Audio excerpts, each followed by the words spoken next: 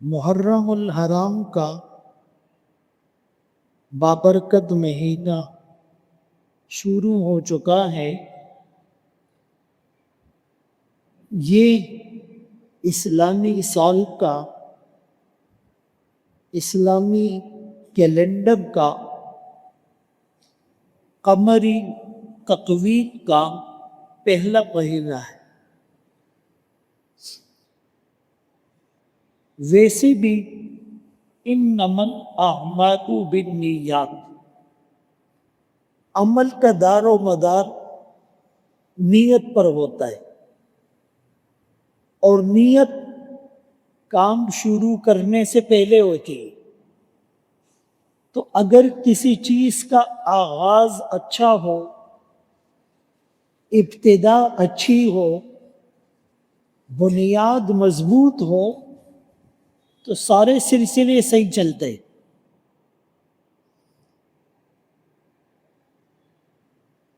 لیکن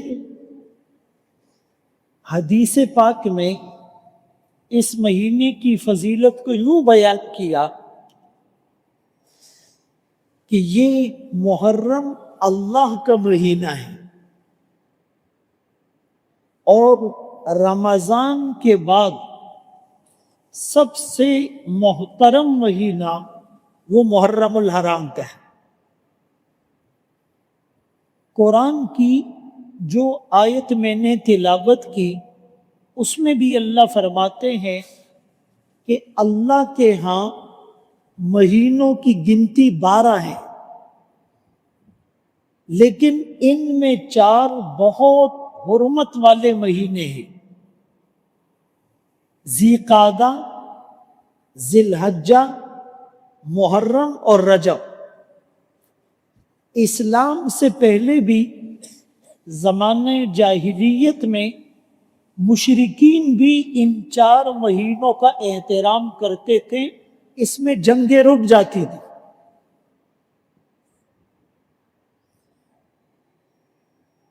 اور محرم الحرام کے اعتبار سے حضرت علی رضی اللہ عنہ سے کسی نے سوال پوچھا کہ رمضان کے بعد کس مہینے میں روزہ رکھنا زیادہ افضل ہے؟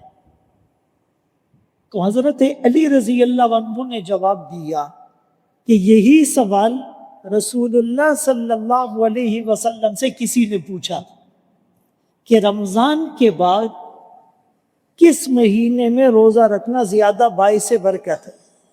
تو آپ صلی اللہ علیہ وسلم نے فرمایا تھا کہ محرم میں۔ اور یہ جو اسلامی سال کا آغاز ہوا، یہ ہجرت کے سال سے ہوا، کہ جس سال آپ نے مکے سے مدینے کی طرف ہجرت فرمائی، تو اس اعتبار سے یہ 1448 ہجری ہے۔ اس میں بھی ایک حکمت ہے کہ ہجرت، اس میں ایک پیغام تھا۔ ہجرت بذات خود ایک ثواب کی چیز ہے۔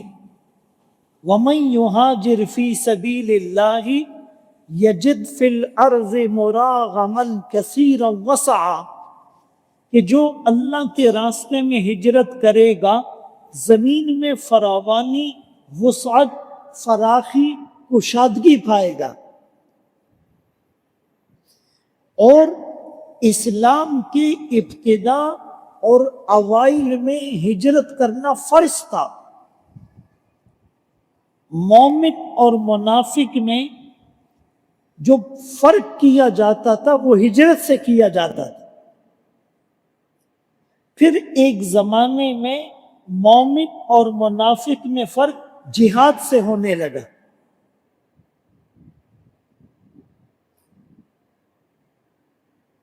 تو ہجرت سے اس سن کے آغاز کرنے میں بہت سی حکمتیں، نماز، روزہ، زکوٰۃ، حج، یہ بہت سے احکامات ہجرت کے بعد نازل ہوئے. اور اس محرم الحرام میں جو 10 محرم کا دن ہے جس کو یوم عاشورہ کہا جاتا ہے، تو لوگ یہ سمجھتے ہیں کہ اس کی فضیلت اس وجہ سے ہے کہ 61 ہجری 10 محرم الحرام کو میدان کربلا میں نواسہ رسول، جنت کے جوانوں کے سردار حضرت حسین رضی اللہ عنہ کو بے دردی کے ساتھ شہید کر دیا گیا تھا. اس لیے 10 محرم کی اہمیت ہے. ایسا نہیں ہے، 10 محرم کی اہمیت پہلے سے تھی. روایات کے مطابق آدم علیہ السلام کی توبہ قبول ہوئی 10 محرم. حضرت آدم اور حضرت حوا کی ملاقات ہوئی 10 محرم کو. نوح علیہ السلام کی کشتی جودی مقام پر جا لگی 10 محرم کو، واستوت علی الجودی. موسیٰ علیہ السلام اور ان کی قوم کو فرعون کے مظالم سے نجات ملی 10 محرم کو. یہی تو وجہ ہے کہ جب رسول اللہ صلی اللہ علیہ وسلم ہجرت کر کے مدینہ منورہ تشریف لائے تو آپ نے دیکھا کہ یہود 10 محرم کو روزہ رکھ رہے تھے. تو آپ نے پوچھا کہ یہ کیوں روزہ رکھتے ہیں؟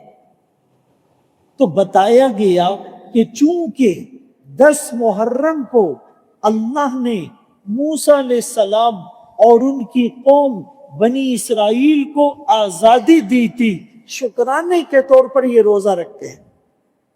تو رسول اللہ صلی اللہ علیہ وسلم نے فرمایا کہ موسیٰ علیہ السلام کے زیادہ حقدار تو ہم ہیں، ہم بھی 10 محرم کا روزہ رکھیں گے. اور کچھ زمانے تک 10 محرم کا روزہ فرض تھا. جب رمضان کے روزوں کی فرضیت آئی تو عاشورہ کے روزے کی فرضیت ختم ہو گئی، فضیلت باقی ہے. فرضیت ختم ہو گئی، فضیلت باقی ہے. البتہ چونکہ یہود بھی 10 کو روزہ رکھتے تھے، تو اگر مسلمان بھی 10 کو روزہ رکھتے تو یہود کے ساتھ مشابہت ہو جاتی.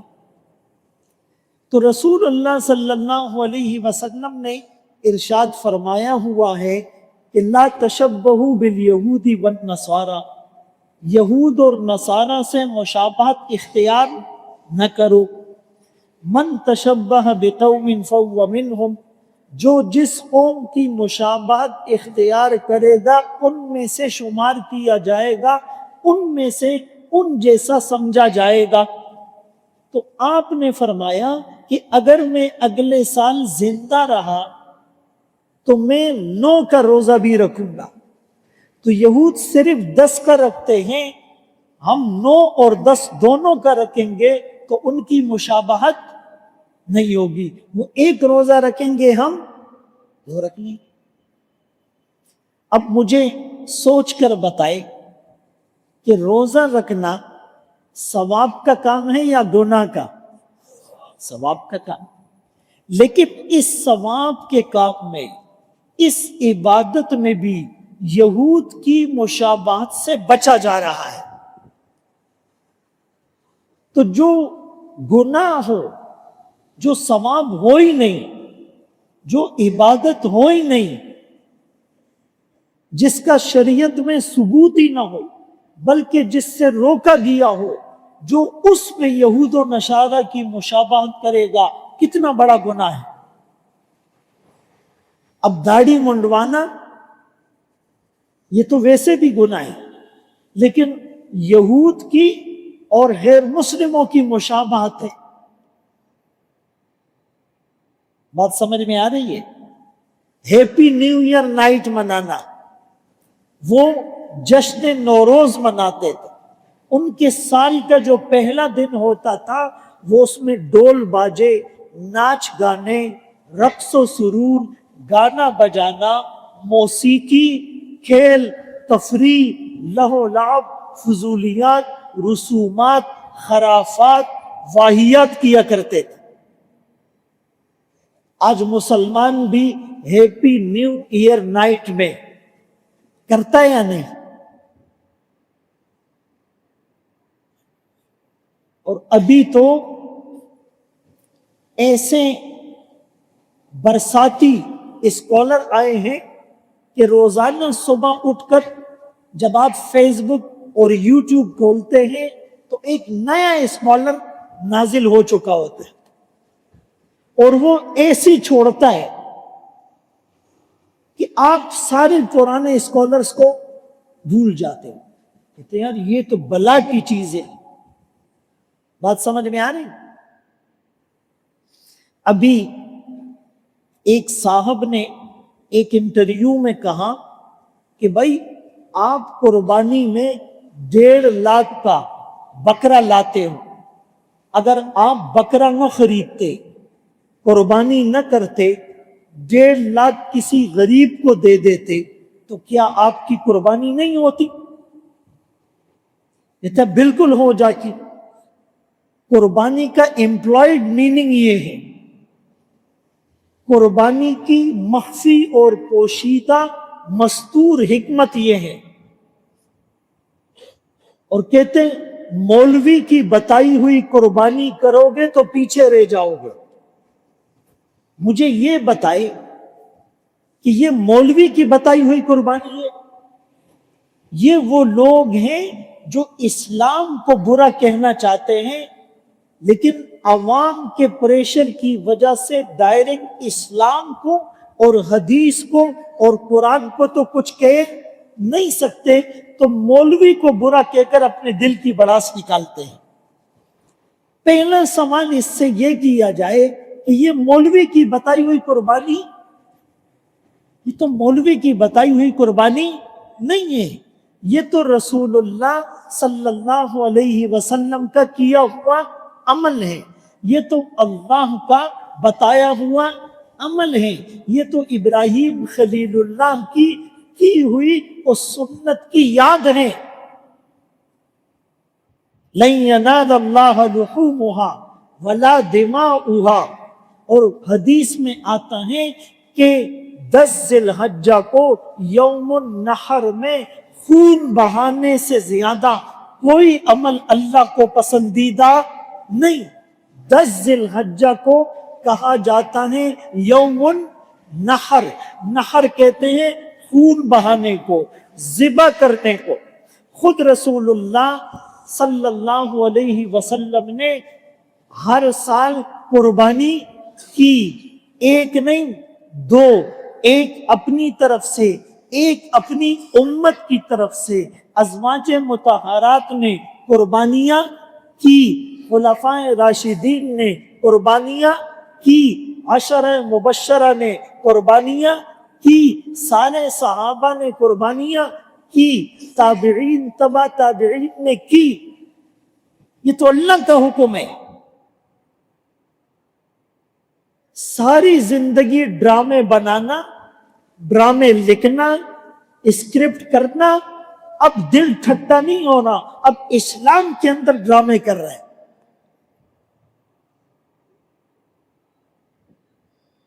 بات سمجھ میں آ رہی ہے؟ تو یہ اب ان کو کل کو یہ کہے گا کہ بھائی نماز کی امپلائڈ میننگ اقیم الصلاۃ لذکری، نماز قائم کرو، اللہ فرماتے میری یاد کے لیے۔ کل یہ بولے گا کہ بھائی کروڑوں روپے کی مسجدیں بنانے کا کوئی فائدہ نہیں، گھر میں بیٹھ کر اللہ کو یاد کرو، کہیں گے نہیں۔ حج کا مقصد اجتماعیت، امت کی فکر۔ کل کو یہ کہے گا کہ بھائی لاکھوں روپے دے کر بیت اللہ جانے کی کوئی ضرورت نہیں، پاکستان میں اصلاح امت کی کانفرنس کر لو، مقصد حاصل ہو جائے گا۔ کل کو یہ کہیں گے روزے کا مقصد بھوک کا احساس پیدا ہونا، تو بھائی روزہ رکھنا ضروری نہیں، ویسے ہی ڈرامہ دیکھ کر احساس اور فیلنگز پیدا کر لو۔ او بھائی ہم مولوی خاموش نہیں رہیں گے،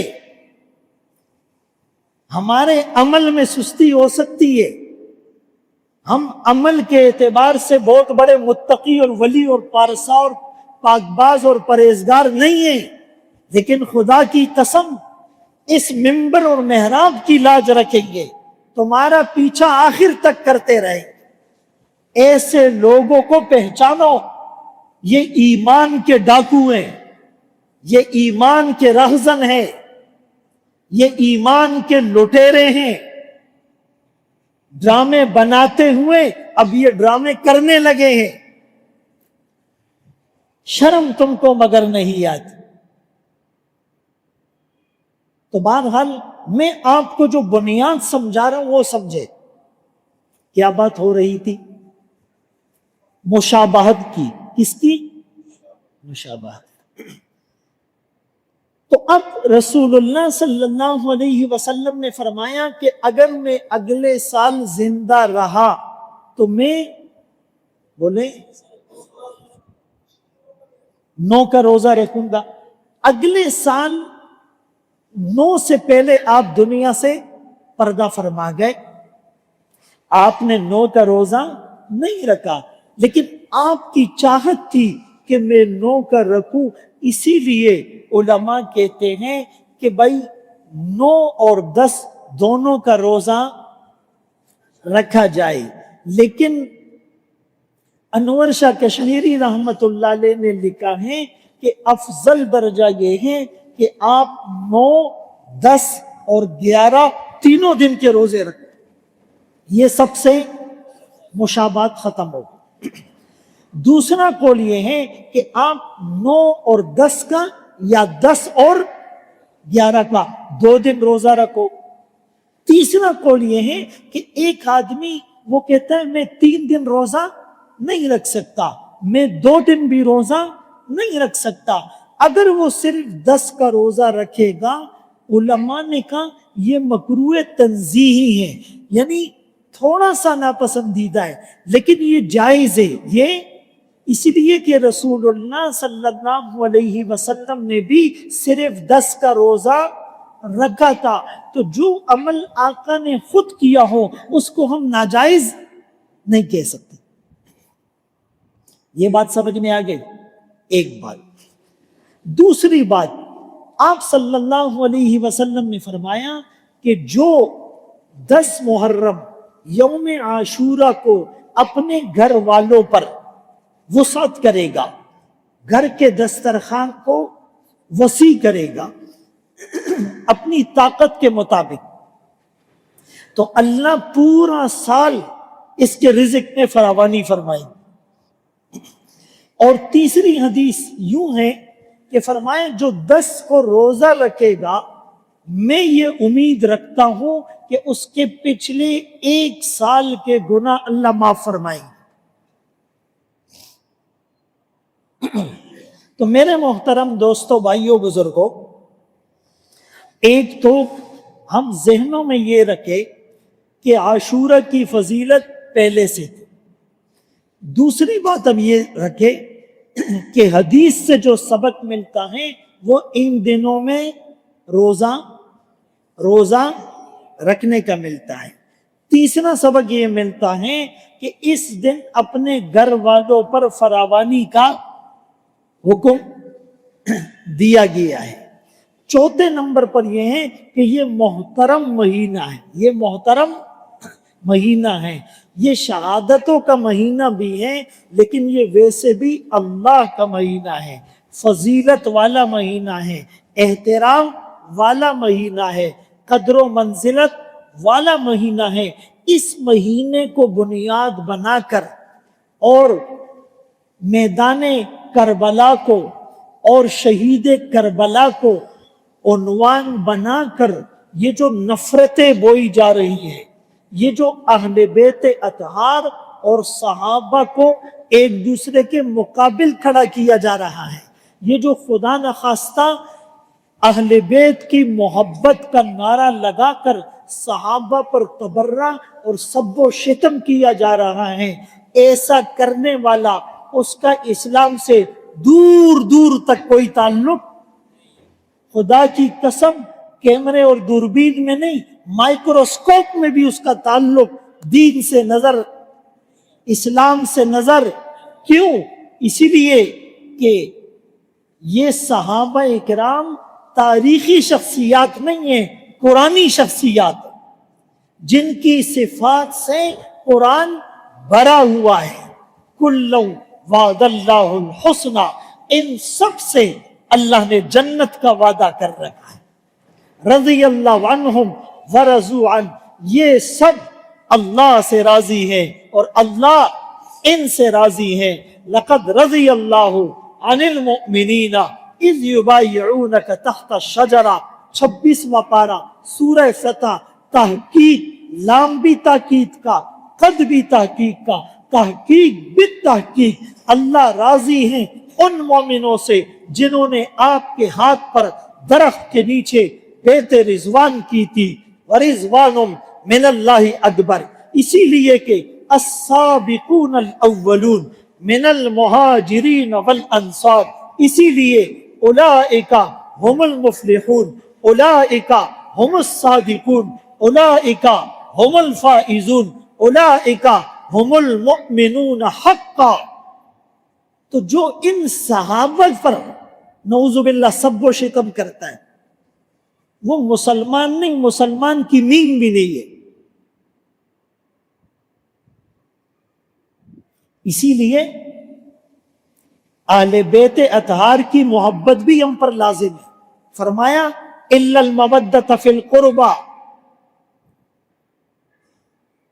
मेरे अहले बेत की मोहब्बत, जो इनसे मोहब्बत करेगा मुझसे मोहब्बत, जो इनसे बुग़्ज़ रखेगा मुझसे बुग़्ज़। और सहाबा के बारे में भी फरमाया अल्लाह अल्लाह फी अस्हाबी ला तत्तखिज़ूहुम गरज़ा, मेरे सहाबा के बारे में अल्लाह से डरो, इन पर तनकीद नहीं करो। ला तुज़ू अस्हाबी, मेरे सहाबा को अजियत और तकलीफ नहीं दो। इज़ा रअयतुमुल्लज़ीना यसुब्बूना अस्हाबी फ़क़ूलू लानतुल्लाहि अला शर्रिकुम, जब तुम देखो उन लोगों को जो मेरे सहाबा को बुरा कहते हैं तो कहो अल्लाह की लानत हो तुम्हारे शर पर, और अल्लाह हमें तुम्हारे शर से महफूज रखे। इसीलिए हम तो इतने खुशकिस्मत हैं कि कभी इस मिंबर से आले बेते अतहार के फजाइल बयान होते हैं और कभी इस मिंबर से सहाबा के फजाइल बयान होते हैं। आले बेते अतहार की अजमत को कोई बयान करे तो हमारी आंखें ठंडी होती है, सहाबा की अजमत का कोई प्रचार करे तो हमारा दिल ठंडा होता है। ये भी हमारे, वो भी जो अहले बैत का नहीं वो सहाबा का नहीं, जो सहाबा का नहीं वो अहले बैत का नहीं, जो इन दोनों का नहीं वो रसूलुल्लाह का नहीं। मुख्तलिफ रुतब और याबिस, गैर मुस्तनद गैर तहकीकी बातों को तारीख की किताबों से इधर उधर से झूठे रावियों से जमा करके कहते जी सहाबी का यहां दूसरे से झगड़ा हुआ, आले बैत अतार से ये हुआ। इनकी बुनियादें मजबूत नहीं है, बल्कि इनकी बुनियाद है ही नहीं। जो कुरान और हदीस को नहीं मानता उसकी बुनियाद कैसे? वो बेबुनियाद है। वो मैं आपको चंद मिसालें देता हूं कि अहले बैत अतहार और सहाबा का बाहमी ताल्लुक, आपस का ताल्लुक कैसा था। सिद्दीक़ अकबर रजी अल्लाह अन्हु फरमाया करते थे अल्लाह की कसम, कराबत रसूल का ख्याल रखना मुझे अपनी रिश्तेदारी से भी ज्यादा अजीज है। मैं अपनी रिश्तेदारी का इतना ख्याल नहीं रखता जितना रसूलुल्लाह सल्लल्लाहु अलैहि वसल्लम की कराबत, रिश्तेदारी, अहले बैत और खानदान का ख्याल रखता।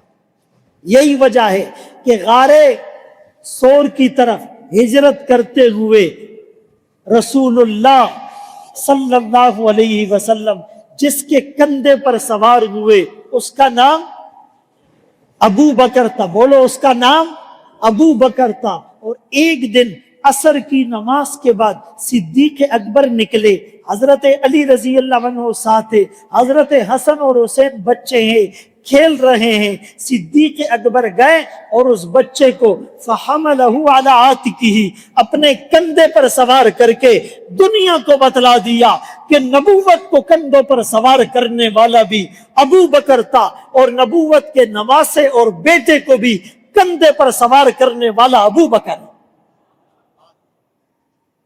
اور اس کے حوالے اہل سنت اور ان کی کتابوں میں دونوں میں موجود ہے، ہم ایسی بات نہیں کرتے۔ اور صدیق اکبر رضی اللہ عنہ نے کہا تھا حضرت عباس رضی اللہ عنہ سے، جو رسول اللہ صلی اللہ علیہ وسلم کے چچا تھے۔ کتنے کم لوگ بول رہے، پتہ ہی نہیں ہے کسی کو، ناراض نہیں ہونا۔ فیفا ورلڈ کپ کا پتہ ہے، کس کا میچ کس سے ہو رہا ہے، کون کوارٹر فائنل میں اور سیمی فائنل میں پہنچ رہا ہے، کس نے کتنے گول کیے، پی ایس ایل کا پتہ ہے، T20 کا پتہ ہے، ورلڈ کپ کا پتہ ہے، نیوز کا پتہ ہے، سیاست کا پتہ ہے۔ پتہ نہیں ہے تو اللہ کے قرآن کا پتہ نہیں، نبی کے فرمان کا پتہ نہیں، صحابہ کے نام اور آقا کی رشتہ داریوں کا پتہ نہیں ہے، اور یہ شرم سے ڈوب مرنے کا مقام ہے۔ تو حضرت عباس رضی اللہ عنہ جو رسول اللہ صلی اللہ علیہ وسلم کے چچا تھے، حضرت ابو بکر نے کہا، اے حضرت عباس، آپ کا ایمان لانا مجھے اپنے باپ کے ایمان لانے سے بھی زیادہ پسند ہے، اس لیے کہ تو رسول اللہ کا چچا ہے۔ حضرت عمر رضی اللہ عنہ اسی چچا رسول کو، حضرت عباس رضی اللہ عنہ کو وسیلہ بنا کر دعا مانگتے تھے۔ کننا نتوسل الیک بنبینا، اور اب نتوسل الیک بعم نبینا، اے اللہ ہم آپ سے دعا مانگتے تھے رسول اللہ کو وسیلہ بنا کر، آج آقا کے بعد ہم ان کے چچا کو وسیلہ بنا کر دعا مانگتے ہیں۔ ابو بکر و عمر حضرت عباس کو دیکھتے تو سواریوں سے اتر جاتے۔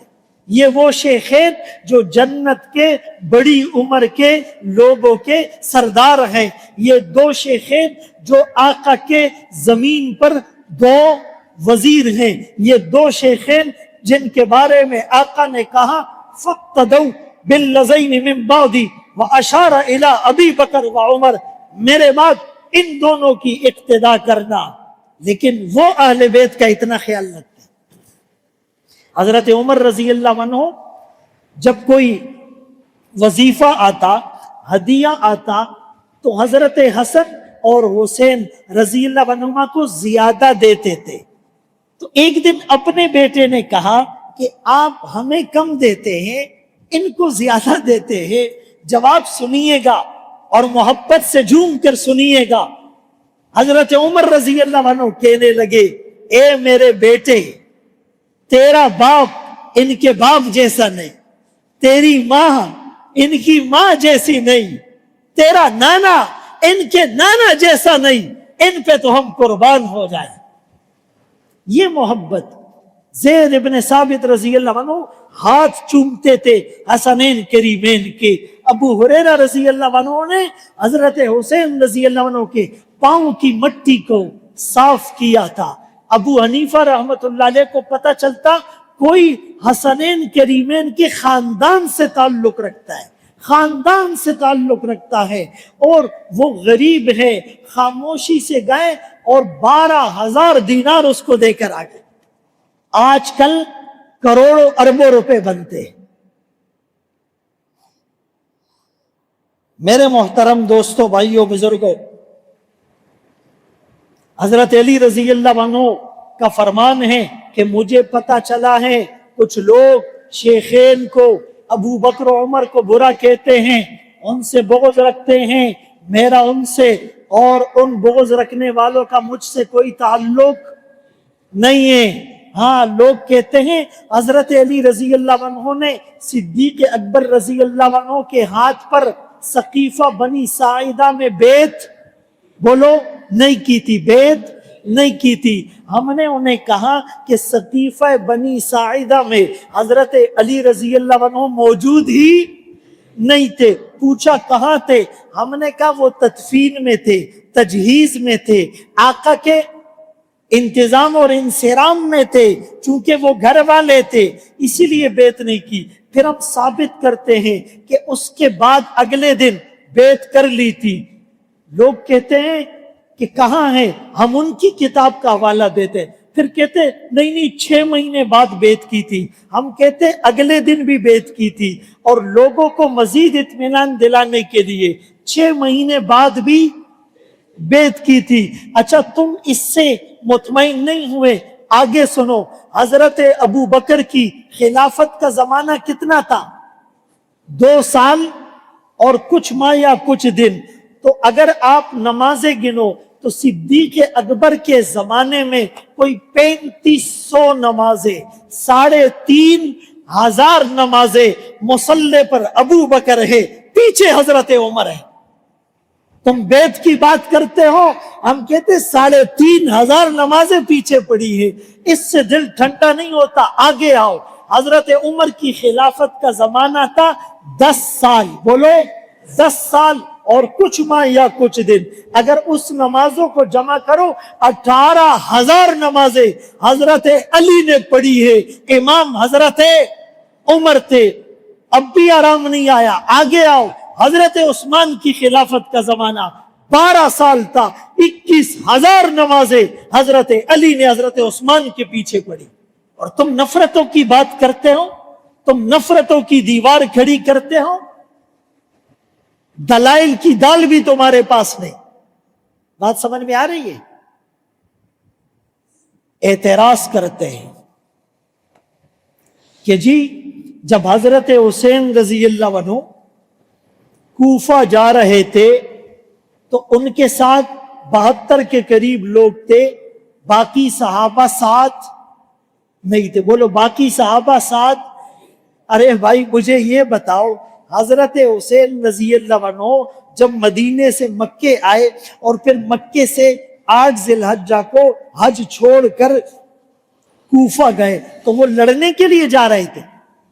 نہیں، وہ تو کوفیوں نے خطوط بھیجے تھے، خطوط کا ٹوکرا بھیجا تھا، خطوط سے بوریاں بھر گئی تھی کہ جی ہم آپ کے ہاتھ پر بیعت کرنے کو تیار ہیں، ماحول سازگار ہیں. اور مسلم بن عقیل رضی اللہ عنہ کے ہاتھ پر لوگوں نے بیعت کر لی تھی. ان کی طرف سے بھی مثبت رپورٹ آ گئی تھی. انہیں تو تم نے بلایا تھا، ماحول تو سازگار تھا. وہ جنگ کے لیے نہیں جا رہے تھے، وہ تو صرف بیعت لینے کے لیے جا رہے تھے. اگر جنگ کے لیے جاتے سارے صحابہ ساتھ ہو. وہ تو تمہارا کام اور وتیرہ ہے دھوکے سے بلا کر شہید کرنا. حضرت علی رضی اللہ عنہ کو بھی تو شہید انہی کوفیوں نے کیا تھا. حضرت عثمان رضی اللہ عنہ کے خلاف بغاوت بھی تو انہی خارجیوں نے کی تھی. اسی لیے اس کو نفرت کا ذریعہ نہ بنایا جائے. میں آخری بات کرنے لگا ہوں اور سب دل کے کانوں سے سنیے گا. قرآن کریم کا 30واں پارہ ہے، سورۃ الہمزہ، ویل لکل ہمزۃ لمزہ. یہ کبھی کبھی میں اس لیے پڑھواتا ہوں کہ میرا ایمان بھی تازہ ہو، آپ کی زبانوں پر بھی قرآن آئے، حدیث آئے، صحابہ کا نام آئے، آقا کا فرمان آئے، اور جس کو نہیں آتا وہ یاد کر لے، اس کو فکر پیدا ہو جائے کہ مجھے سب کچھ یاد ہے، قرآن مجھے یاد نہیں ہے. فرمایا ہلاکت ہے ہر عیب جو کے لیے اور عیب گو کے لیے. پہلے عیوب تلاش کرتا ہے اور پھر اس کو وائرل کرتا ہے. عبداللہ ابن عباس رضی اللہ عنہما فرماتے ہیں اس سے مراد کون ہے؟